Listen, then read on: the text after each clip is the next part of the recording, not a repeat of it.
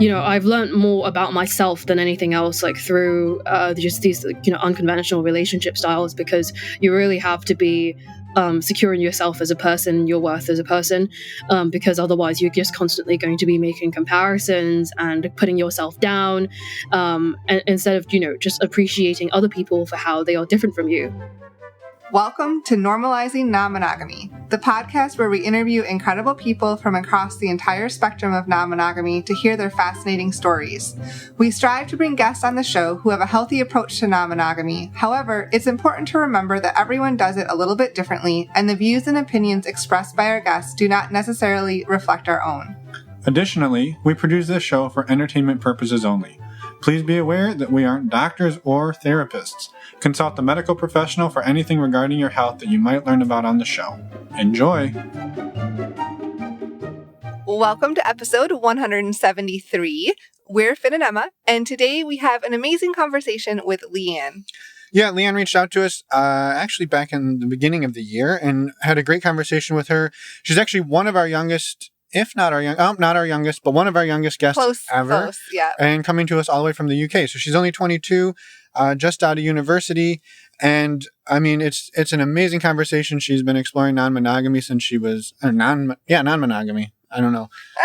We're recording in the car and somebody drove by and I got distracted. We're parked. We're not driving and recording. Anyway, she's been doing this since she was 17 and it's a fascinating story. And also if you listened a couple months back to our episode with Zach, where he was talking about the Yale Orgy Club, Leanne has experience with an orgy club at a different university. And we've actually got a little bit of an update on something I talk about at the end of this episode.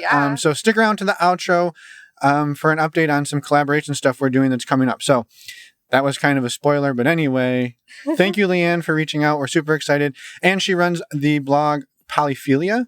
And all of the links for her stuff are in our show notes at normalizingnonmonogamy.com or in your podcast player.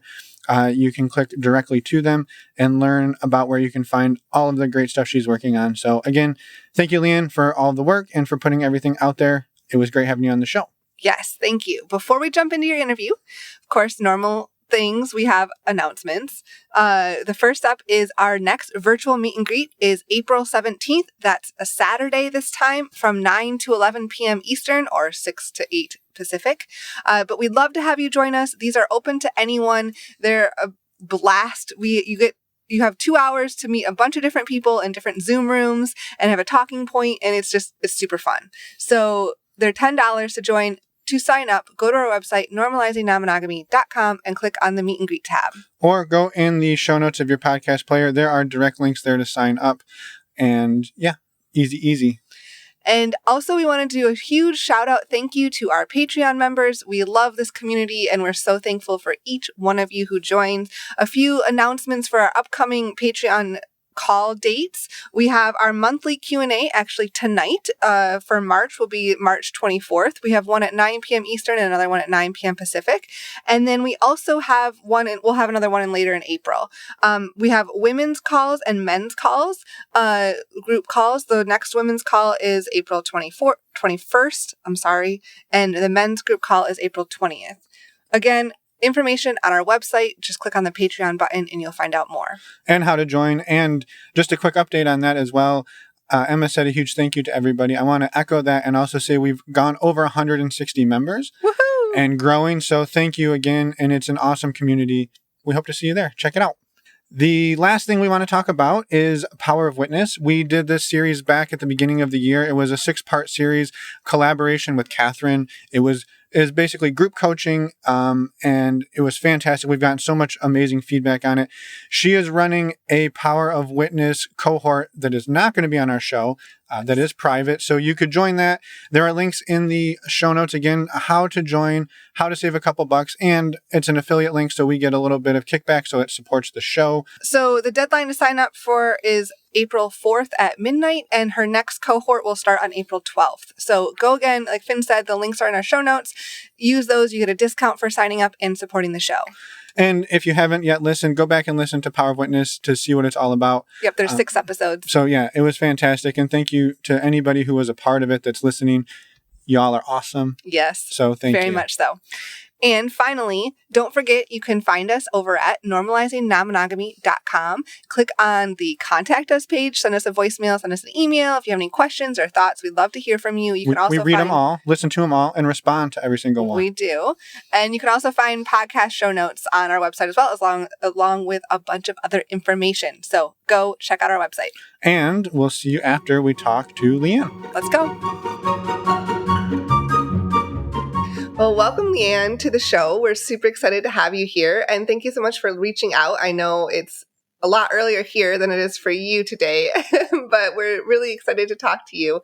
And I guess we'd love to start with having you introduce yourselves for the listeners. I mean, we know a little bit about you, but not a lot. Yeah, so I'm Leanne. As you can probably tell from my accent, I'm based in the UK. I'm 22, and I've been basically doing polyamory, ethical non-monogamy, since I was 17. Wow. And yeah. and what was the? I mean, I guess we were like 18 and 19, so we weren't too far behind you when we started. But like, what was your exposure to that got you interested at such a young age? Correction, we were 19 and 20. Okay, fine. I felt like I was 18 still, I was young at heart. Good. I just had to correct you. Yeah, so it's an interesting one because so I was in one monogamous relationship when I was 16. And then and that was fine. I didn't, I just started dating, so I didn't really know much about monogamy, never mind polyamory.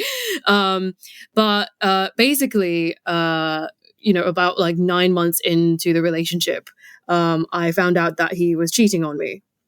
And he had been cheating on, like he told me, he like kind of fessed up about it. It wasn't like I found out. I think he just felt guilty about it and then told me about it. But he had been cheating on me with a guy for the past 3 months. And obviously that really hurt me. And, when we were having conversation, I was like, why would you do this? We love each other so much, etc. He was like, oh, I've always kind of, I'm bisexual. I've always kind of wanted to explore my sexuality, and that type of thing.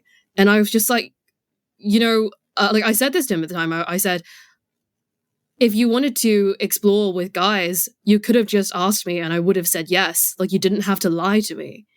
And he just kind of looked at me like I had just grown a second head. And like, that was when I realized that I didn't really think like everyone else when it came to relationships. So I think that was the moment when I first twigged that, maybe I was a little bit different, but I didn't think much of it at the time. And then my second relationship, which was a year later, obviously, after that whole thing, we didn't stay together for that long. My second relationship, we went long distance, about 4 months in, because we'd finished school and I was going back, I was going to visit my family and he was going to study in America. And so it was just a logical step to open up the relationship because we talked about it and we were both like, yeah, I mean, we love each other. We're pretty secure. It kind of, and I said to him, I was like, you're starting university, freshers week. I know it's going to be a ton of fun. And I don't want you to miss out on those experiences by being tied down to a partner, because I can imagine that would suck. So I was like, I'm very happy for you to go and just have fun. And yeah, and I was very encouraging and yeah, it just made sense to me. And so, yeah, that was kind of my first experience with non-monogamy. But at the time, it was very much a open relationship rather than a polyamorous relationship. So it was, sexually open, romantically monogamous, if you will. But yeah, and that went pretty well for me. I barely feel any jealousy. I'm one of those rare types who doesn't really feel it that much. And so, I was always very compersive. He would tell me about these girls that he was having a good time with, and I'd be like, yeah, that's amazing, But but then I started seeing other people, and then he had a massive problem with it. And so so that it was an interesting kind of thing to navigate, but that didn't work out for a bunch of other reasons. But so since then, every relationship I've had has been some form of open.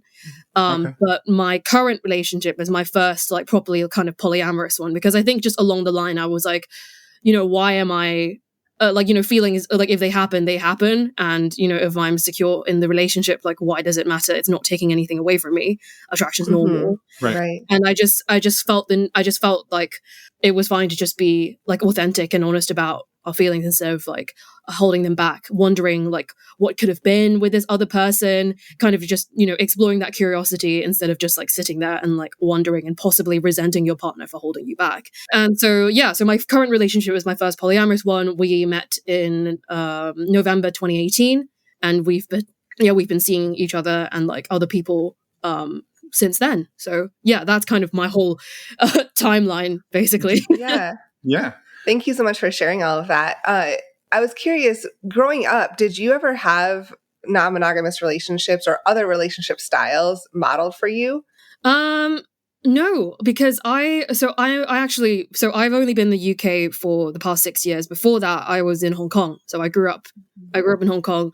And yeah, Hong Kong is quite a metropolitan, international city, but I think at the end of the day, it is more conservative. And, you know, I barely had any queer representation growing up, let alone kind of any kind of alternative relationship styles. Like, I didn't even know that like gay people existed until I went to a summer camp in America when I was 13.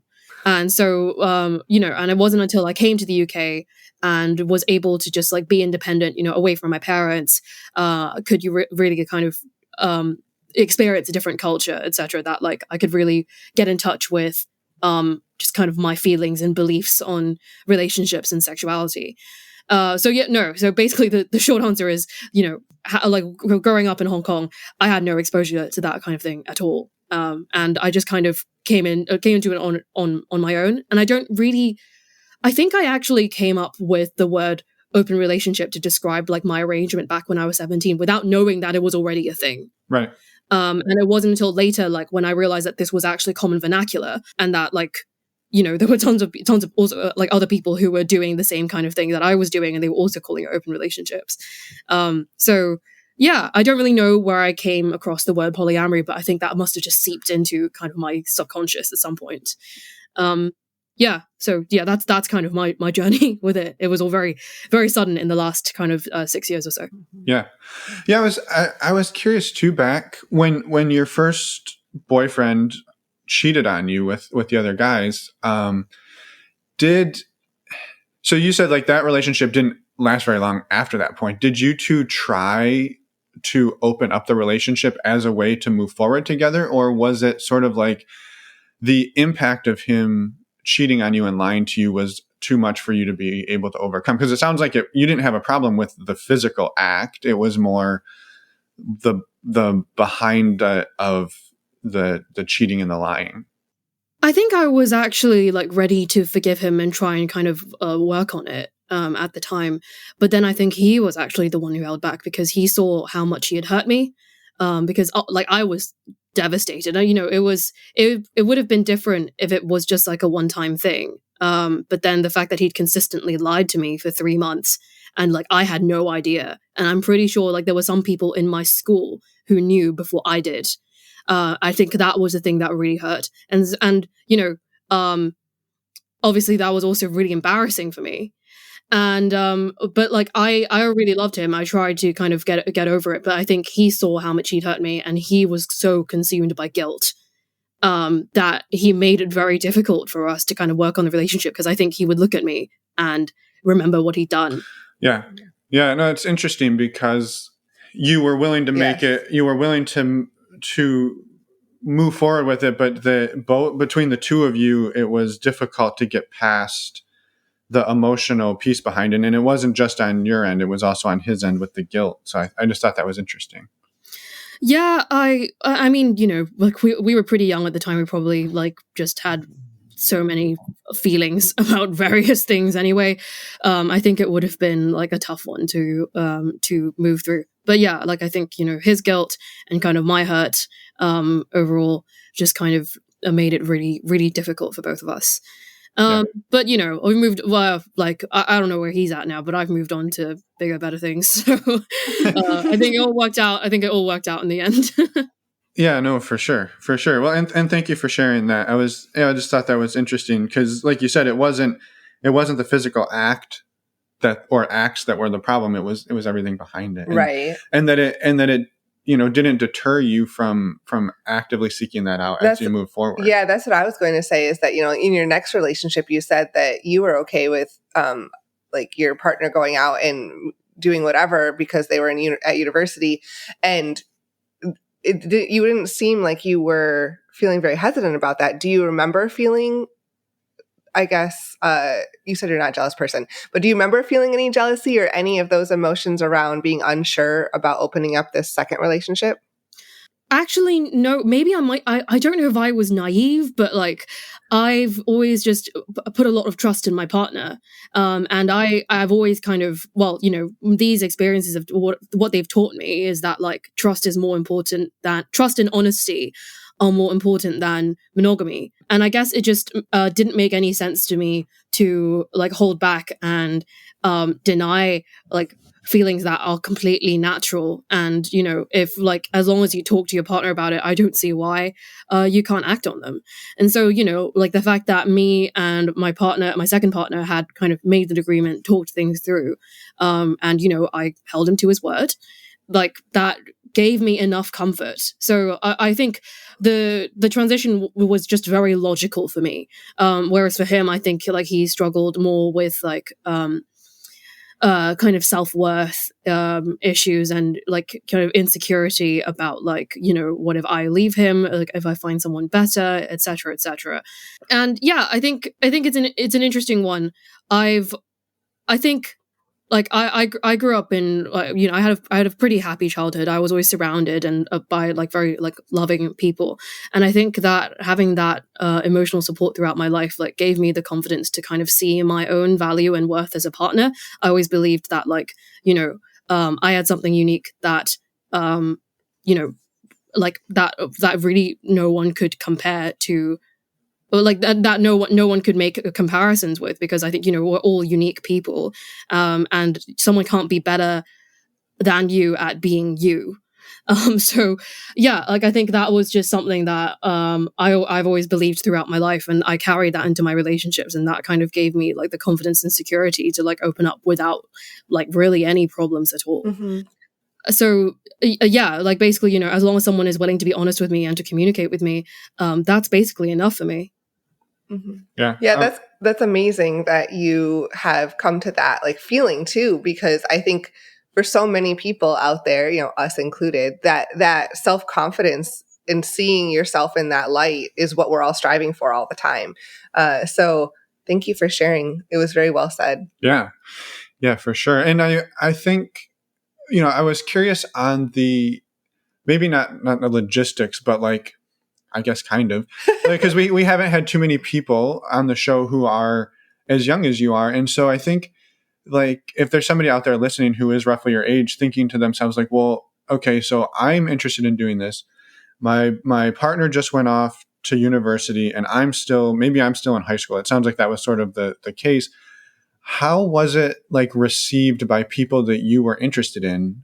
Like you wanted to start exploring this with other people, but like I assume you're communicating openly, like, hey, I have a boyfriend and he's at college, but I'm able to do this. Like, how did those conversations go when you're sort of in this radical position for somebody at your age? I actually think that, well, way back then, especially like, I think, yeah, like with some my age when like not many other people my age were kind of doing open relationships and that kind of thing. I think a lot of people just didn't like take my relationship that seriously, so it wasn't like an issue. I think particularly with men. So for context, like I now date both men and women. I came out like when I was at university, but like when I was still only dating men and hadn't realized this yet, the men I spoke to like never really saw it as a problem. They're like, oh, like as long as like some guy isn't going to come up and punch me after I like get with you, like I don't really care, basically. That's kind of just been a trend like throughout, like even now, like like the people I speak to for the most part don't care. Whereas my current partner, who is male, I think he has struggled with it a lot more, kind of talking to other people about it. Because so he dates women, and women tend not to believe him. Women tend to think that he's cheating, or that like, he's kind of playing down like how chill I am with the whole thing, or just, they're more likely to not trust him, which is entirely fair. I think, women are right to be kind of more cautious of men than the other way around. But yeah, for me, it's not really been an issue at all. People have either not taken it seriously or like they don't care, because like they just take my word for it. And I guess, like they're just happy to do stuff with me. So like they don't care about the details. Whereas I think for my male partners, it's been a much tougher time speaking to kind of other people about our relationship. Yeah. Yeah, it makes total sense. And I don't want to like stereotype that all guys just care about getting with people, but like I think we've heard similar things in the past that like the men seem to not have as much of a problem as the women do, and I think that's trust, that's safety, I think there's so many like things that go into that it's hard to really just stereotype, but it is a trend we've seen for sure. Yeah, I mean, like these stereotypes come from somewhere, right? And I think that like the way kind of society has socialized us, like that definitely is a factor. And like all these narratives about like, the like if a guy sleeps with someone who is sleeps with a woman who is partnered, then he's seen as like superior like to like the male partner of the woman he's with. He's like the bull, right? That's the kind of the stereotype, that's the archetype rather. Whereas like if a woman sleeps with a man who is partner to another woman, she is the homewrecker, she is the other woman, and that's like got a much more kind of negative connotation attached to it. And I think like these kind of societal scripts really affect how people conduct themselves in relationships. And I think like the kind of focus on gender, like as much as we don't want to stereotype, but we can't deny that these things are real and they do exist and they do influence the way that we act and think about other people. Yeah, no, absolutely. Yeah. Thank you for saying all that. And I was curious, you said you're with a partner now. Did your partner, did they have previous experience in non-monogamy, or were they walking into this relationship with you as like new to non-monogamy as well? And how has that morphed, I guess, over the last 2 years? Has your relationship dynamic changed? Yeah, so this is a very interesting story. So basically, in terms of his relationship history, he had a similar kind of, he was basically in the exact same situation as me. His partner was off at university. Well, actually, they were both going to university together, but in different places. And they went long distance and decided to open up, except she actually ended up cheating on him. She like met a guy over there and then like didn't tell him that she was already in a relationship, got with him, and then dumped my now boyfriend like over Facebook. And it was horrible. It was really, really horrible. And like, he's like, I've heard this story so many times now, but like it still makes me emotional, like thinking about like how like you could just do that to someone. And so that didn't go well for him, but that was kind of his first taste of non-monogamy. And so I think that was something that like he wanted to try out, but then he just didn't have like the right partner to do it with. And so when we met, the way we met is actually very interesting. So the PG version that we tell to family and friends is we met through a friend, right? Yeah. So the R-rated version is that we met through a friend to have a threesome. Yep.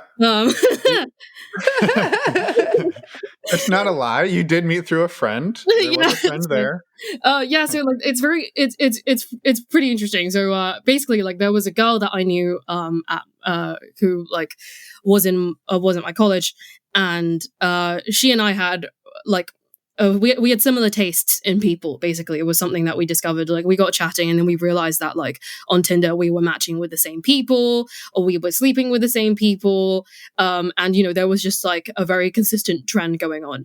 And we basically just set up an arrangement where basically we were like, instead of just wasting so much time, like, going on dates and, like, 2/3 of them, like, not going well, how about we just, like, tell each other about, like, how about we just, like, vet these people? If you've matched with someone, ask me if I've gone on a date with them, and I can tell you whether like they were a good time or not. and we can just help each other out, basically. This was like, when we're both single, and we were both just like, whatever, like, well, let's just like have fun, and have as much fun as possible. And so we were just like recommending people to each other, and one of her first recommendations to me was my current partner, because like, she was seeing a couple of guys at the time, and she was like, oh yeah, like he's really good fun, and I think like you'd really like his vibe. And so I went on a date with him, and she was right.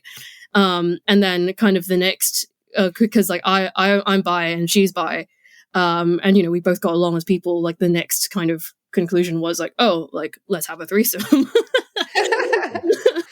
And so we did, and like it was my current partner's first threesome, and it was not my first threesome nor her first threesome, but yeah, like we all had a really good time, and since then it's just been a wild one. And I think the transition to non-monogamy was especially smooth because me and my current partner, we started out as kind of casual friends with benefits, and so we really got along. We kind of slept together for a very long time, and then eventually kind of feelings kind of developed and like escalated like over like months.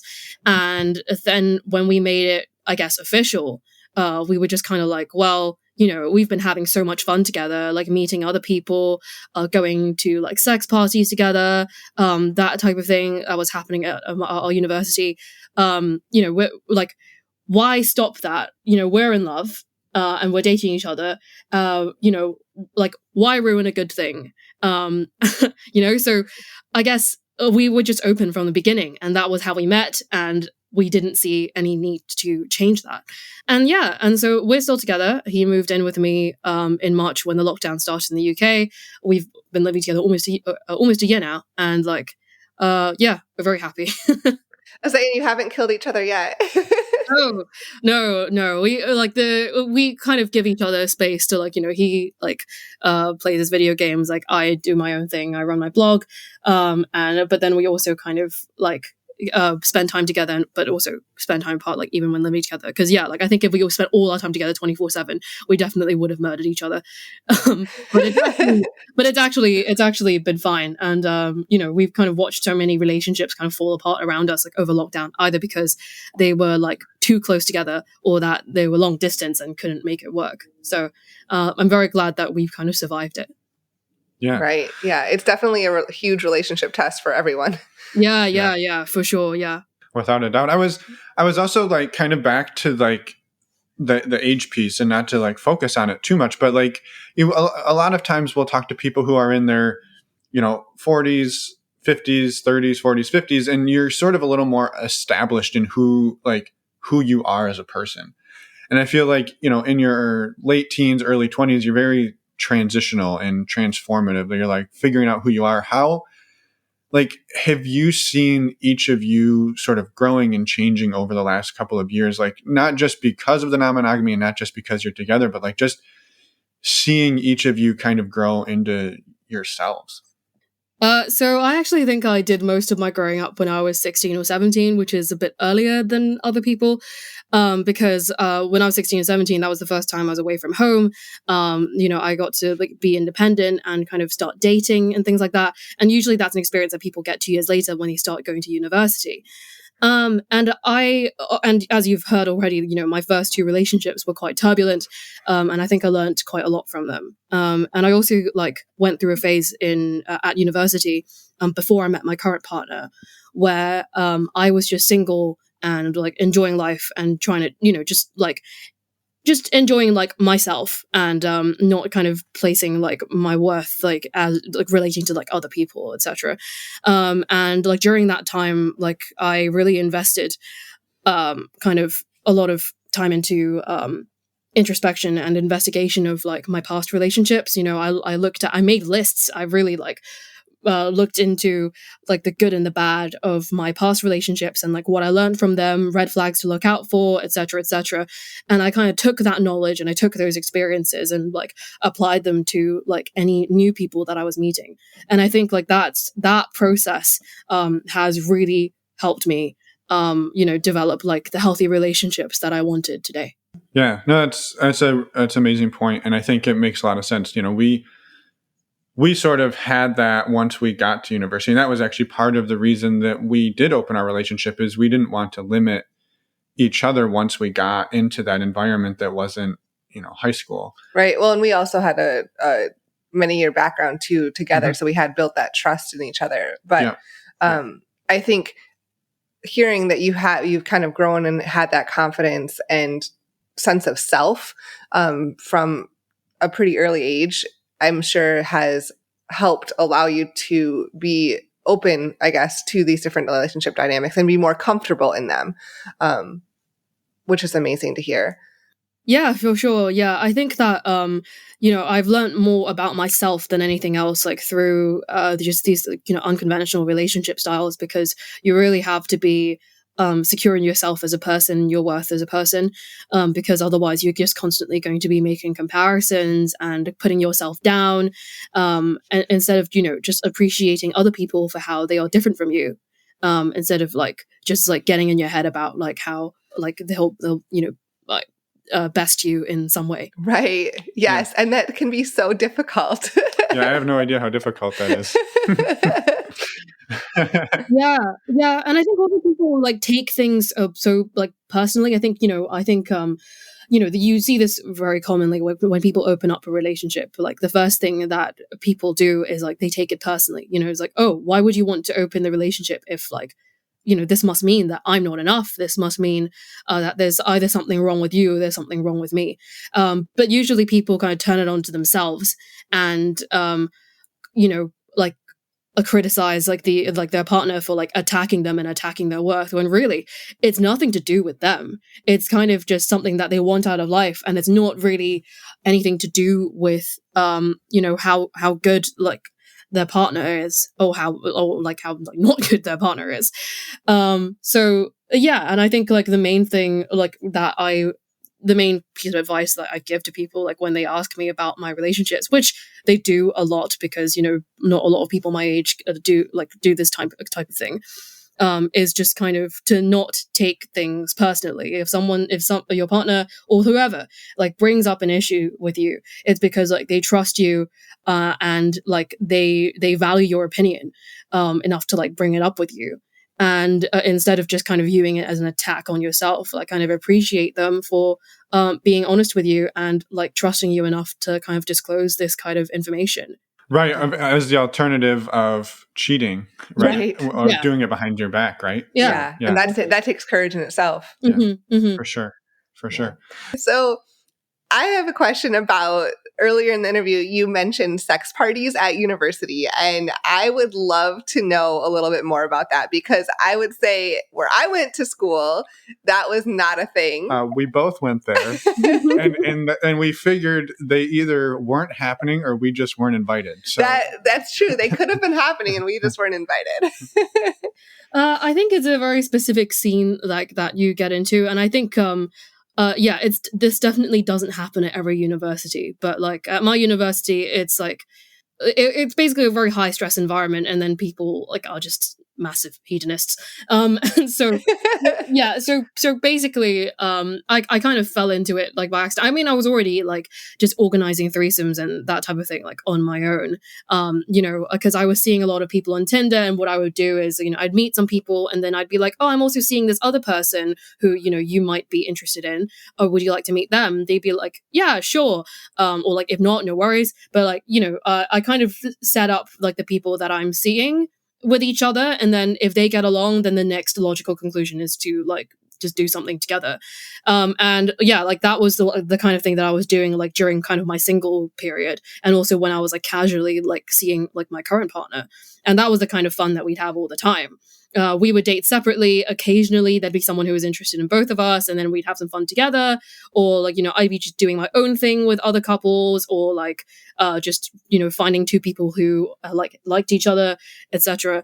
So I was already doing that, and then just kind of through that scene, I ended up meeting someone who liked to organize bigger parties.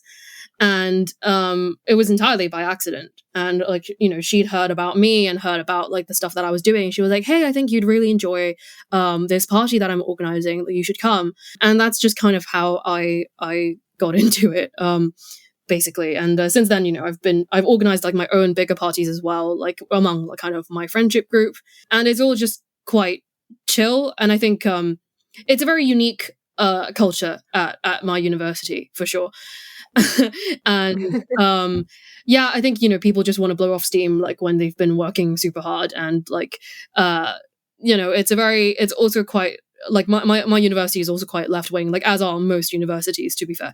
And yeah, like I think people are just, it's very sex positive, and like everyone's like very responsible with like the like having safer sex, and so we all have like an understanding, and so yeah, it's worked out pretty well, and yeah, we have a lot of fun.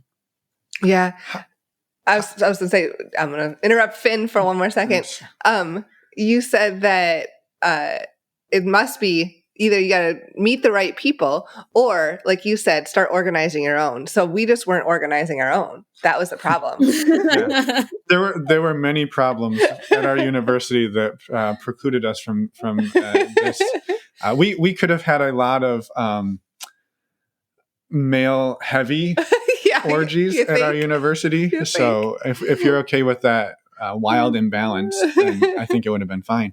Yeah. So, sorry. Not that I have a problem with that. I don't know how many people want to go to one that's like 47 guys and 3 women. I know, right? I'm sure there's probably people out there who would, and I don't think it would be a problem. I'm just like, that's a tougher sell environment. Yeah, it's a tougher sell to the crowd. For sure. Anyway, I interrupted you. No, I think what I was curious was how do you organize these in such a way that you are able to keep yourself safe and everybody else there, like, as safe as possible, and feeling comfortable and being able to like have this dynamic that works without it being, scary, which, I guess, at times this type of thing could be scary to somebody who's never done it before.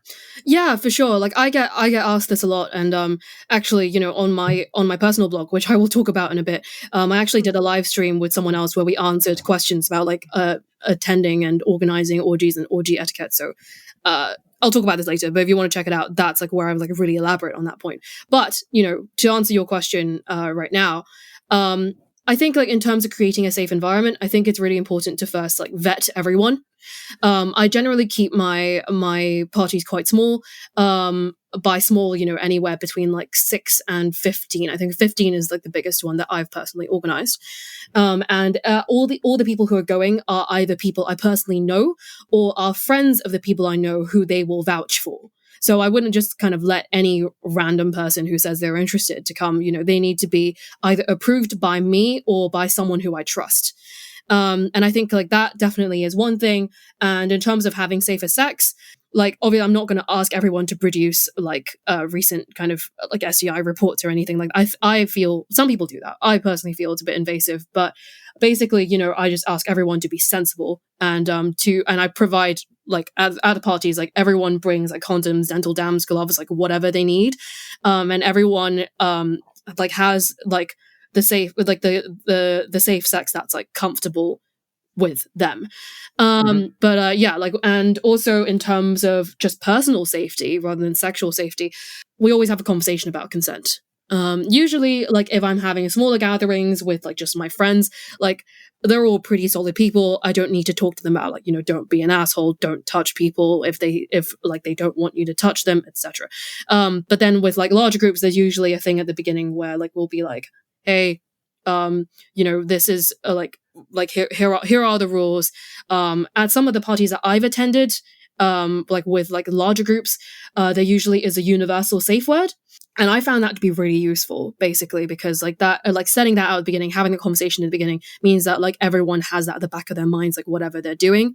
And there is the understanding that if you break any of these rules, or like if someone says even like if it's heard down the grapevine that like someone said something dodgy about you, you're immediately blacklisted.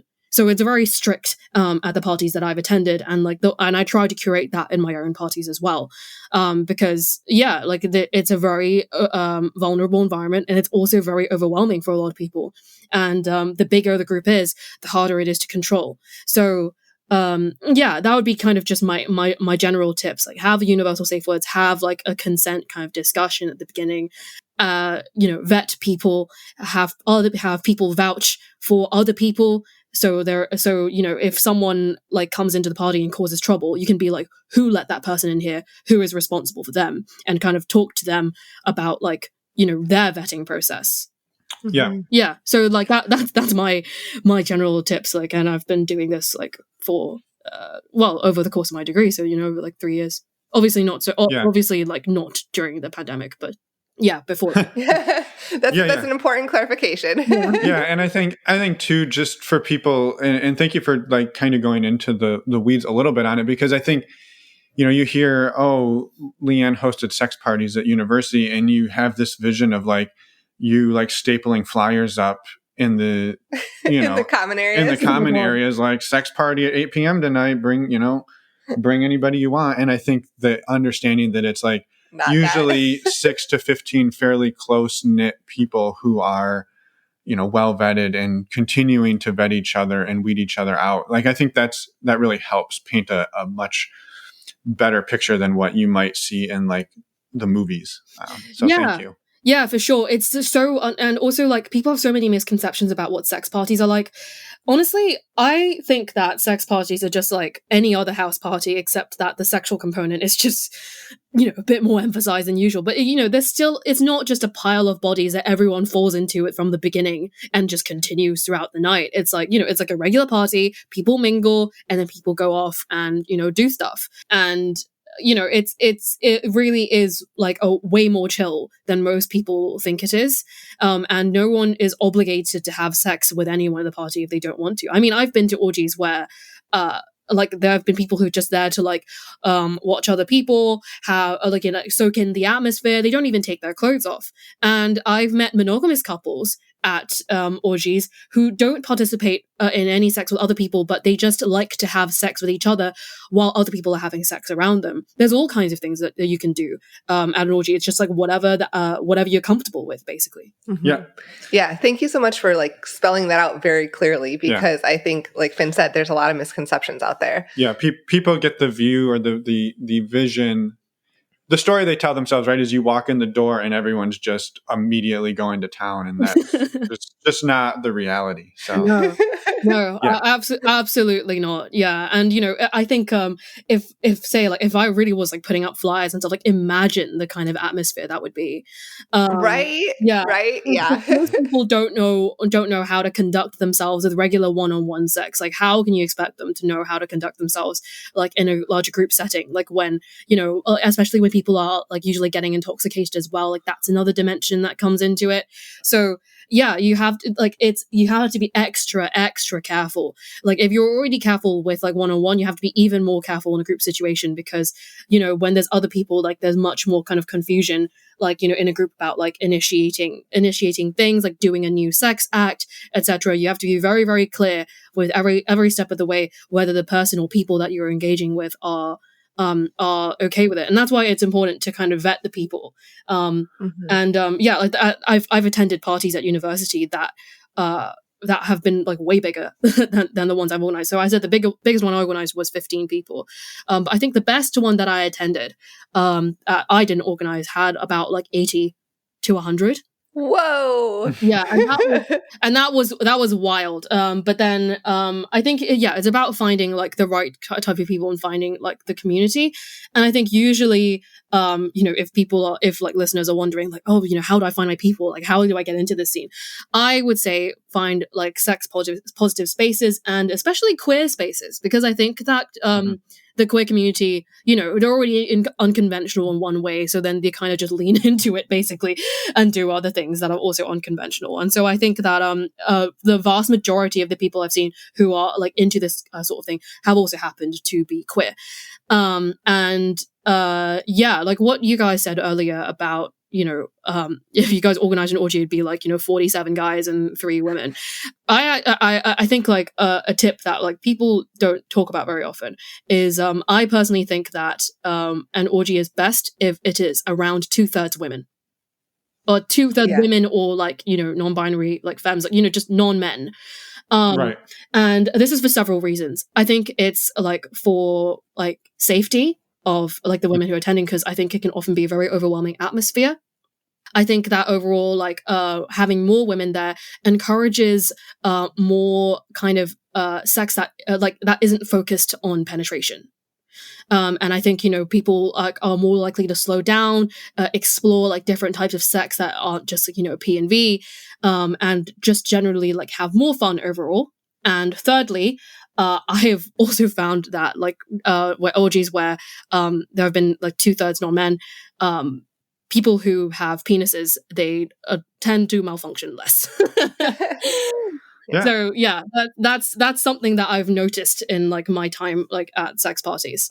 Yeah, I guess that makes perfect sense, right? If you have 50 holes and 50 pegs, you feel like you have every single peg has to be ready to go. So that makes that's actually, I hadn't thought of that. Yeah.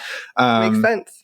And I think just thank you for sharing all that. And I did want to say one thing though, like, you said like your biggest one you were at was 80 people. And I think that could sound crazy, but also when you think about it, like that's really not any different than if you were to go to like a swing club and there's 80 or 100 people there. The only difference is like, these are all people that are your peers rather than random people coming together who found it on the internet. So I think it's actually less crazy to me than going to a swing club, in your hometown or whatever. So yeah, that actually wasn't the biggest one I attended. That was the most fun I've had at a party, right. A big party. But like, the biggest one I've attended actually had of closer to 300, and that was too much.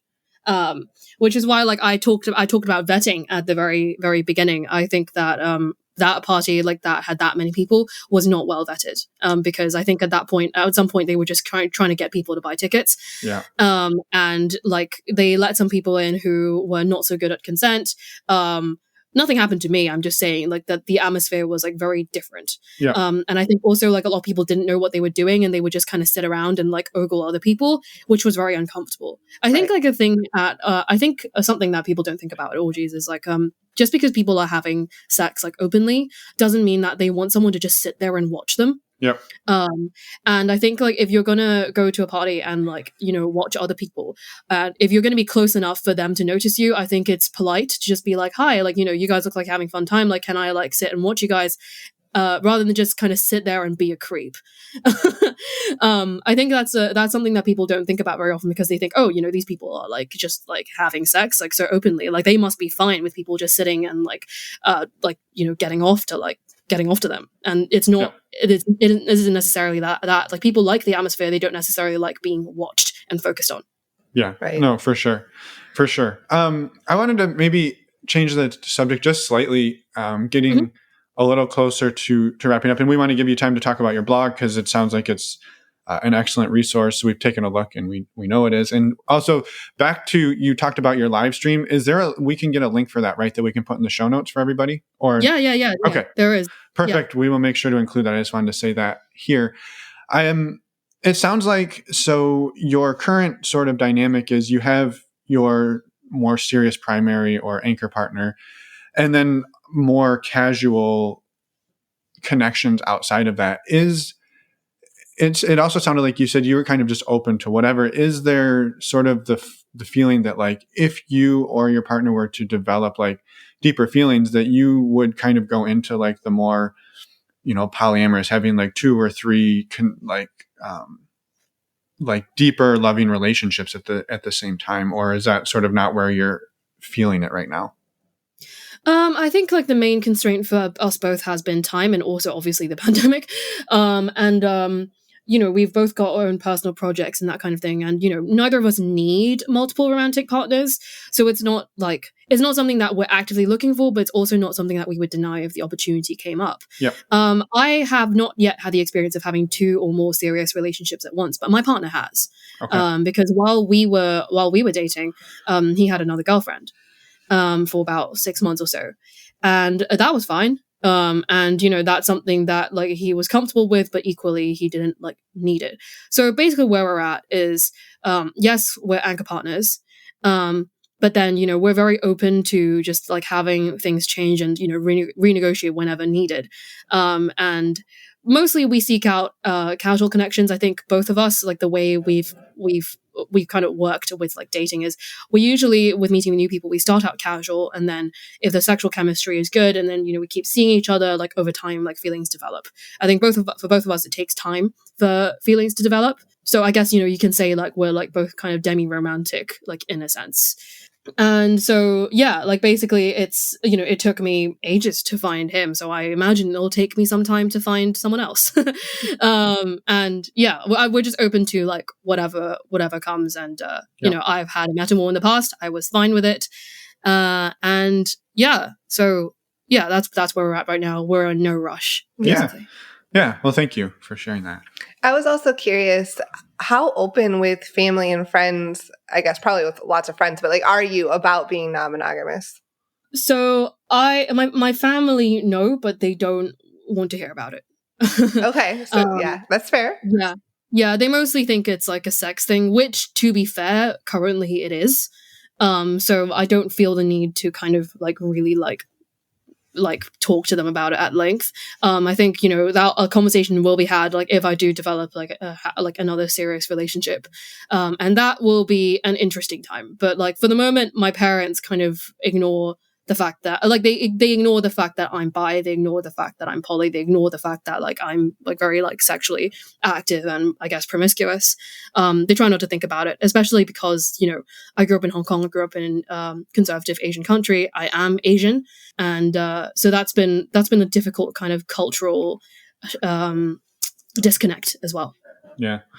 Yeah, that makes sense. And I think, and I don't think it's uncommon for people when it is just a sexual thing. Like we don't go around telling our parents and family about the sex we're having with our, partners, our husbands and wives, typically. So like it doesn't necessarily make sense to like go into detail. Like you said, they know about it and they don't want to hear about it. I think, where we kind of got to was if there was some other person or other people that were really important in our lives, at that point, we would want to clue them in and not hide these other people if possible. And that was sort of for us where we kind of came to it is like, well, when it's just sex stuff, like they don't need to know, because that's a little bizarre, but when there's somebody that's meaningful, like we don't want to hide that person either. Right. Yeah. No, I'm completely with you there. I think that's probably the approach I'm going to take in future if like, something more develops like between me and someone else. Right. Yeah. Absolutely. And of course, I'm very open with my friends. It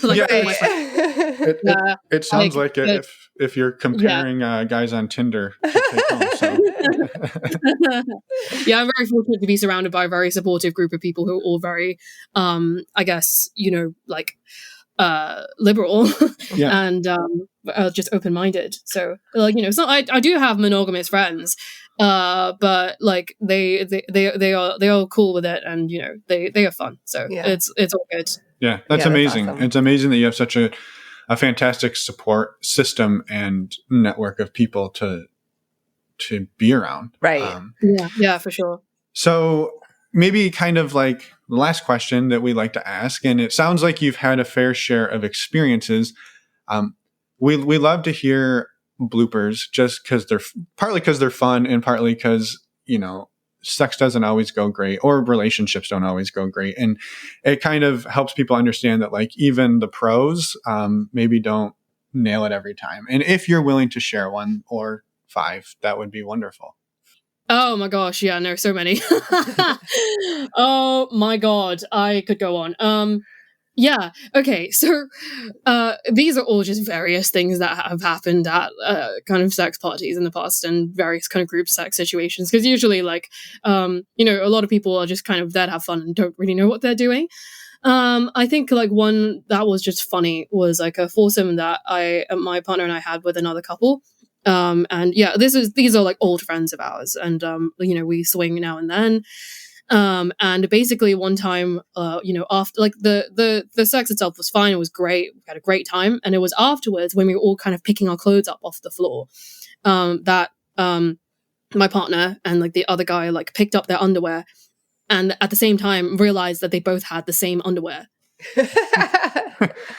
And then they just there was exactly the same like black next boxes, and they just picked them up at the same time, looked at each other, and they were like, "Oh no!" And it was kind of like that. Do you know that Spider-Man meme? Do you know that meme where like the two Spider-Men are like pointing at each other with like finger guns? Like it was like, yeah, it was exactly like that meme. Like if you know, you know, and like it was like that, like with the boxes, and they were like, "Oh my god, no!" But fortunately, they discovered that like the other guys was like a one size bigger than my partner, so like it was fine. Like they just checked the label and they were like, okay, it's chill, like, you know, we know whose is whose.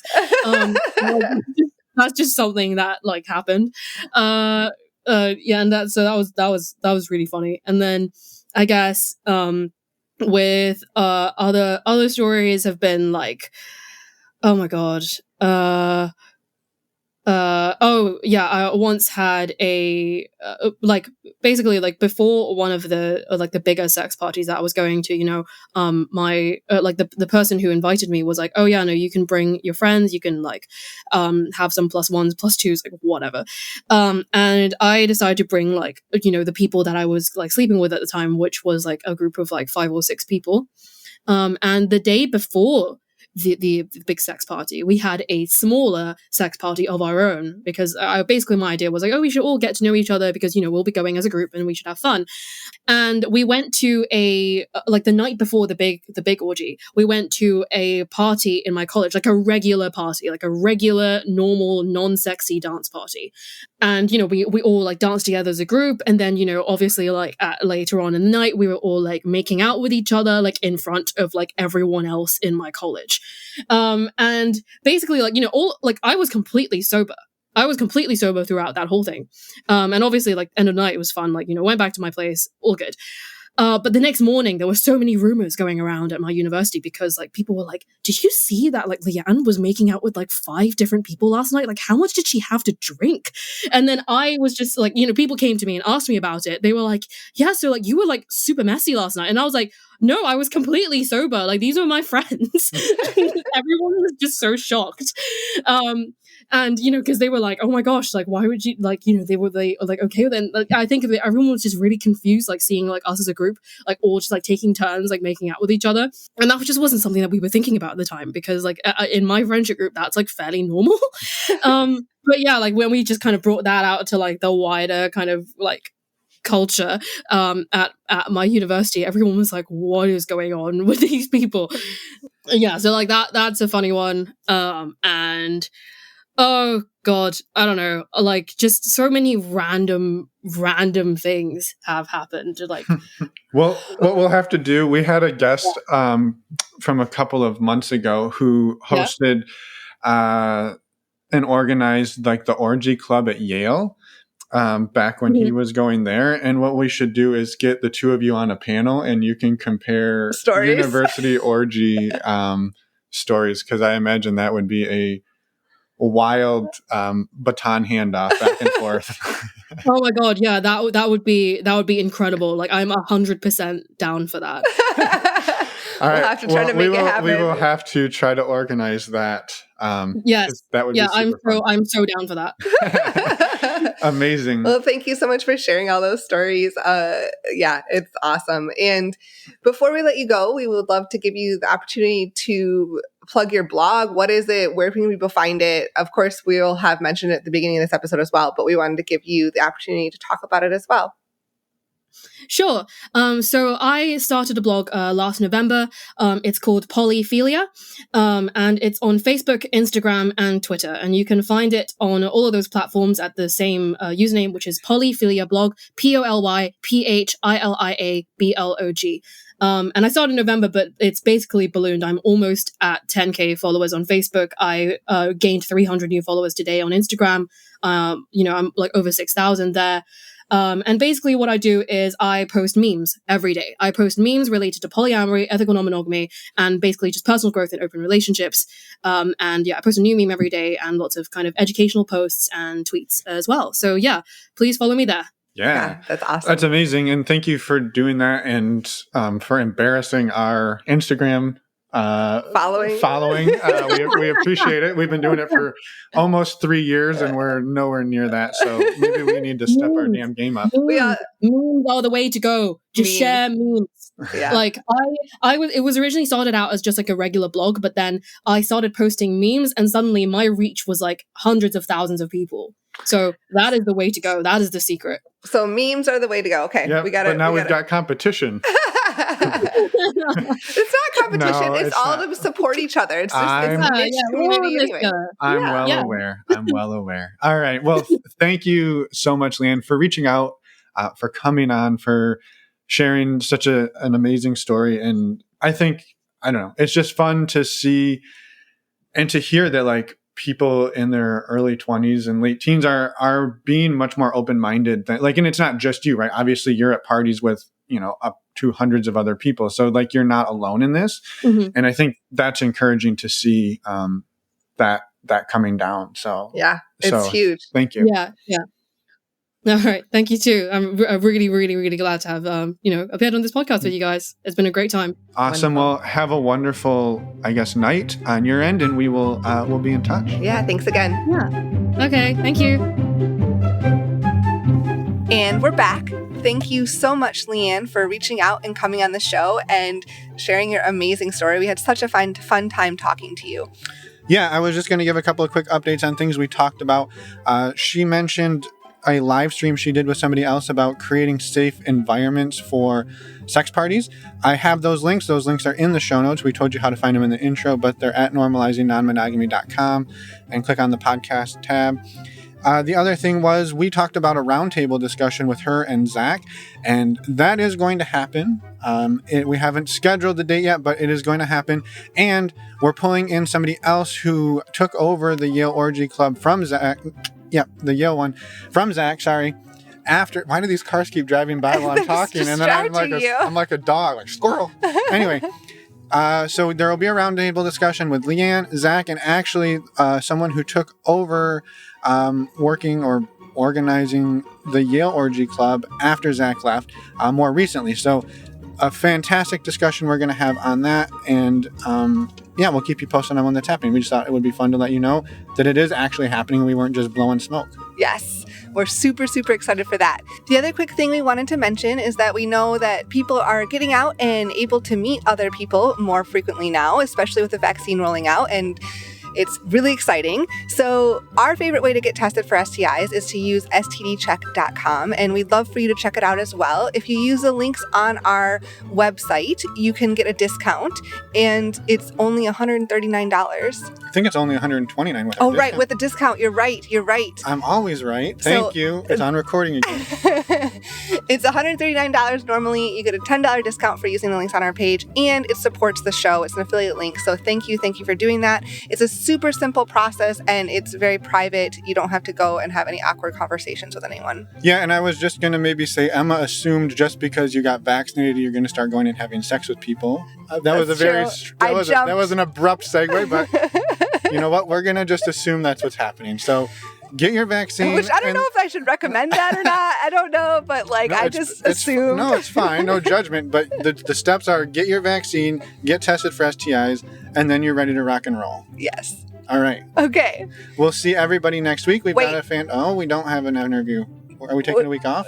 We do have an interview, but I was going to say, don't forget, go sign up for our meet and greet April 17th on our website, normalizingnonmonogamy.com. You can also contact us there. As we always say, we'd love to check it out, have you check it out. And tonight is the Patreon call. So patrons, if you're still listening, we'll see you tonight. Yes. Next week, we do have an interview with Bella and Jace. I thought we were going to take a week off. Nope. All right. Next week. That doesn't happen. Bella and Jace. Yeah, I'm sorry about that. We'll see everybody in a week. Bye, everyone. Thanks for listening.